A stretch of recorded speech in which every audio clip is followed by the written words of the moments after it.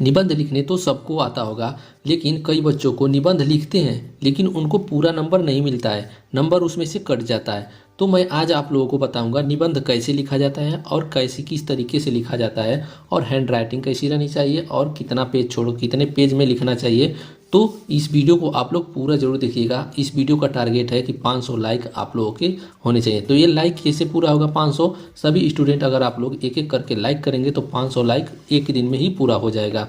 तो चलिए इस वीडियो को स्टार्ट करते हैं। तो यहाँ पर देखिए, सबसे पहले जब भी आप निबंध लिखेंगे तो ऊपर प्रश्नोत्तर संख्या लिख लेंगे, ठीक है। अब यहाँ पर देखिए, इसमें अंतर यही रहेगा, यहाँ पर देखिए हमारा ये पूरा सादा पेज है, आप लोगों का लाइनिंग वाला पेज रहेगा, तो इससे कोई घबराइएगा मत, इसमें कोई वो नहीं है, ठीक है। तो सबसे पहले हम लोग प्रश्नोत्तर संख्या लिखेंगे। जो भी प्रश्न रहेगा प्रश्नोत्तर संख्या लेकर वो प्रश्न नंबर हम लोग यहाँ पे लिख लेंगे, ठीक है। अब यहाँ पर देखिए, उसमें कई निबंध दिया रहेगा। अब उसमें से आप लोगों को जो आता रहेगा वो हेडिंग यहाँ पर हम लिख लेंगे, मोटी हेडिंग ब्लैक पेन से लिखेंगे, डॉट पेन हो या इसके जो उससे लिखेंगे, ठीक है। तो यहाँ पर लिख लेंगे पुस्तकालय पर निबंध। जैसे मान लीजिए हम बताएं आप लोगों को पुस्तकालय पर निबंध, ठीक है। ये लिखने के बाद आप लोग हेडिंग लिखेंगे रूपरेखा। पहला हेडिंग होना चाहिए रूपरेखा, उसके पहले कोई हेडिंग नहीं रहना चाहिए, पहला हेडिंग रहना चाहिए रूपरेखा। अब रूपरेखा में हम लोग क्या लिखेंगे?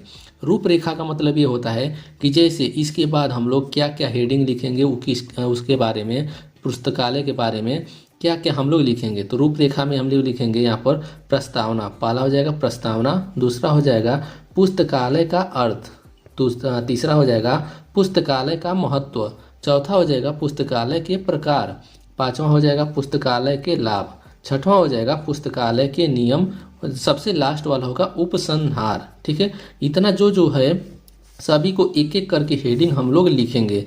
तो लिखेंगे कैसे? सबसे पहले देखिए प्रस्तावना है, तो प्रस्तावना हम लोग यहाँ मोटी सी ब्लैक पेन से हेडिंग लिख लेंगे, उसको अंडरलाइन कर लेंगे कि देखने में आप लोगों को अच्छा लगे, एग्जामिनर को अच्छा लगे देखने में, तो आप लोगों को पूरा में पूरा नंबर देगा, थोड़ा सा भी नंबर नहीं काटेगा, ठीक है। और हैंड राइटिंग आप लोगों का अच्छा से अच्छा रहना चाहिए। जैसे देखिए हमने खुद यहाँ से मेहनत करके इतने अच्छे से लिखा है, तो आप लोग भी मेहनत करके अच्छे से अच्छे लिखेंगे तो आप लोगों को पूरा नंबर जरूर मिलेगा, कोई एग्जामिनर आप लोगों का एक नंबर भी नहीं काटेगा, ठीक है। तो प्रस्तावना में हम लोग क्या लिखेंगे? तो हमारा निबंध किस पर है? पुस्तकालय पर है, ठीक है। तो पहला हेडिंग है हमारा प्रस्तावना। प्रस्तावना में क्या लिखेंगे हम लोग? यहाँ पर देखिए, पुस्तकालय का शाब्दिक अर्थ पुस्तक रखने का स्थान होता है, ठीक। पुस्तकालय का शाब्दिक अर्थ पुस्तक रखने का स्थान होता है, ठीक। पुस्तकें मानव की सबसे अच्छी दोस्त होती हैं, जो कि बचपन से लेकर वृद्धावस्था तक उसका सहारा होती है, ठीक। पुस्तकालय में जाकर हम अपने ज्ञान में वृद्धि कर सकते हैं। विभिन्न प्रकार की पुस्तकें हमें पुस्तकालय में आसानी से मिल जाती हैं, ठीक। अब देखिए यहाँ पर, पहले साधारण व्यक्ति जिन पुस्तकों को खरीदकर पढ़ नहीं पाता था और वह पुस्तकें आसानी से उपलब्ध भी नहीं हो पाती थीं, आज पुस्तकालय के माध्यम से वो पढ़ लेता है। इसीलिए पुस्तकालय की स्थापना की गई। पुस्तकालय की स्थापना के बाद शिक्षा के जगत में एक अनोखी क्रांति देखने को मिली, ठीक है। तो इतना आप लोग अच्छा अच्छा सेंटेंस लिखेंगे तो आप लोगों को पूरा नंबर मिलेगा, ठीक है। अब नेक्स्ट हेडिंग में हमारा क्या था? पुस्तकालय का अर्थ, ठीक। तो यहाँ पर हम लोग लिखेंगे पुस्तकालय का अर्थ, मोटा से हेडिंग लिख लेंगे और उसको अंडरलाइन कर लेंगे और इसके बारे में हम लोग लिखेंगे, ठीक है। तो यहाँ पर देखिए पुस्तकालय का अर्थ यहाँ पर लिखेंगे, पुस्तकालय को अंग्रेजी में लाइब्रेरी कहा जाता है, ठीक है। आजकल सभी लोग लाइब्रेरी में ही जाकर पढ़ रहे हैं, तो पुस्तकालय का अर्थ लाइब्रेरी कहा जाता है, जिसका अर्थ होता है कि एक कमरा या भवन जहाँ पुस्तकों का संग्रह हो, जहाँ पुस्तकों का बहुत सारे पुस्तक हों, ठीक। साधारणतः पुस्तकालय शब्द दो शब्दों से मिलकर बना है, जिसे हम पुस्तक प्लस आलय कहते हैं। पुस्तक प्लस आलय बराबर पुस्तकालय, ठीक। जहाँ पर पुस्तक का अर्थ विभिन्न प्रकार की पुस्तकें और आलय का अर्थ है भवन अथवा घर, ठीक। इस तरह से पुस्तकालय को हम आसान शब्दों में पुस्तकों का घर भी कह सकते हैं, ठीक, जिसमें विभिन्न विषयों की पुस्तकें रखी होती हैं, ठीक। तो यहाँ पर देखिए प्रस्तावना हो गया और पुस्तकालय का अर्थ हो गया। तो नेक्स्ट हेडिंग हम लोग क्या डालेंगे, पुस्तकालय का महत्व। नेक्स्ट हेडिंग क्या हम लोग डालेंगे, पुस्तकालय का महत्व। तो इस प्रकार से हम लोग पुस्तकालय का महत्व हेडिंग लिख लेंगे और उसको अंडरलाइन कर लेंगे कि देखने में अच्छा लगेगा। ठीक, तो इस प्रकार से उसके बारे में लिखेंगे। क्या लिखेंगे, पुस्तकों में वह ज्ञान का भंडार होता है जिसे हम पढ़कर अपने ज्ञान को और अधिक बढ़ा सकते हैं। पुस्तक पढ़ने वाला ढेर सारी जानकारी प्राप्त कर सकता है। ठीक, सामान्य व्यक्ति के लिए विभिन्न विषयों की पुस्तकें खरीदना खरीदना असंभव है क्योंकि यह बहुत महंगी होती हैं। इसलिए पुस्तकालयों की स्थापना की गई जो जनसाधारण के लिए सुलभ तथा सस्ती दरों पर उपलब्ध होते हैं, जहां पर आप अपनी इच्छा के अनुसार बैठकर किताबों को पढ़ सकते हैं और अपने ज्ञान में वृद्धि कर सकते हैं और अपने ज्ञान को बढ़ा सकते हैं। ठीक है, अब ये हो जाएगा। तो उसके बाद नेक्स्ट हेडिंग है पुस्तकालय के प्रकार। पुस्तकालय के प्रकार हम लिखेंगे, तो यहाँ पर हेडिंग लिख लेंगे और अंडरलाइन कर लेंगे। तो लिखेंगे यहाँ पर पुस्तकालय कई प्रकार के होते हैं। ठीक है, तो अब देखिए कौन कौन से प्रकार होते हैं। तो यहाँ पर देखिए पहला प्रकार है राष्ट्रीय पुस्तकालय। राष्ट्रीय पुस्तकालय, इसमें हम लोग लिखेंगे राष्ट्रीय पुस्तकालय में विभिन्न ऐतिहासिक लेख, ऐतिहासिक ग्रंथ, सांस्कृतिक ग्रंथ आदि उपलब्ध होते हैं। राष्ट्रीय पुस्तकालय अध्यापकों, शिक्षकों तथा लेखकों को और अधिक शिक्षित करने के उद्देश्य से स्थापित किए गए। ठीक है, नेक्स्ट है सार्वजनिक पुस्तकालय। सार्वजनिक पुस्तकालय वे होते हैं जो आमतौर पर शहर या गांव के बीचों बीच में होते हैं, सार्वजनिक पुस्तकालय कहलाते हैं।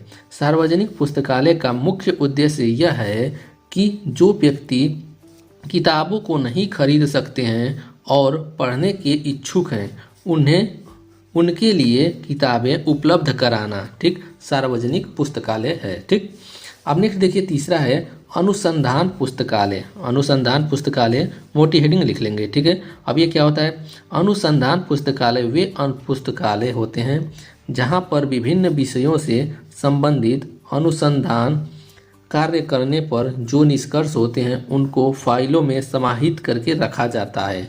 ठीक, अब ये हो जाएगा। तो अब देखिए नेक्स्ट प्रकार क्या है। नेक्स्ट देखिए चौथा है सरकारी पुस्तकालय। सरकारी पुस्तकालय क्या होते हैं, वे पुस्तकालय जिनका संपूर्ण खर्चा सरकार ही देती है उन्हें सरकारी पुस्तकालय कहते हैं।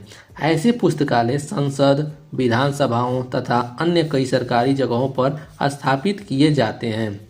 नेक्स्ट है पांचवा शिक्षण संस्थानों के पुस्तकालय। शिक्षण संस्थानों के पुस्तकालय वे पुस्तकालय जो शिक्षण संस्थानों में स्थापित किए जाते हैं उन्हें शिक्षण संस्थानों के पुस्तकालय कहते हैं।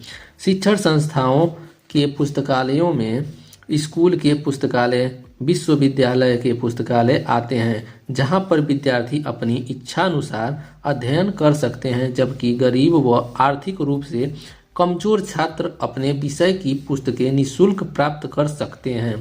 ठीक है, अब ये हो जाएगा। तो नेक्स्ट हमारा हेडिंग रहेगा मेन हेडिंग पुस्तकालय के लाभ। पुस्तकालय के लाभ क्या क्या होते हैं उसको आप लोग देख लीजिए।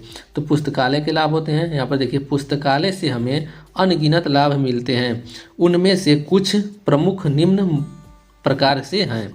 ठीक, तो पहला क्या है, पहला है हमारा ज्ञान की प्राप्ति होती है। अगर मनुष्य को अपने ज्ञान को बढ़ाना है तो पुस्तकालय अथवा लाइब्रेरी बहुत सहयोगी करती हैं, क्योंकि वहाँ पर हर तरह की किताबें बड़ी आसानी से मिल जाती है।